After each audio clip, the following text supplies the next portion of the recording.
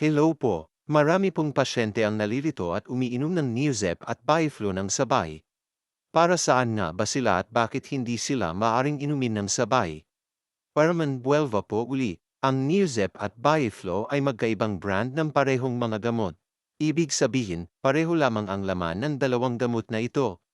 Pareho silang mayroong tatlong component drugs o tatlong klase ng gamot. Una, phenylephrine HCl para sa baradong ilong. Pangalawa, chlorpheniramine maleate para sa sipon o allergic rhinitis. Pangatlo, paracetamol para sa kirot at lagnat. Kapag pinagsabay ang dalawang gamot na ito ay magiging doble ang dose ng bawat component drug na maaaring mauwi sa overdose o sobra ang maiinom na gamot. Paalala din na kapag uminom na ng isa sa mga ito ay huwag nang iinom ng isa pang hiwalay na paracetamol. Ugaliin magpa-check up ng regular sa inyong primary care physician upang mabigyan ng tamang gabay kung ano ang gamot na dapat inumin para sa inyong nararamdaman.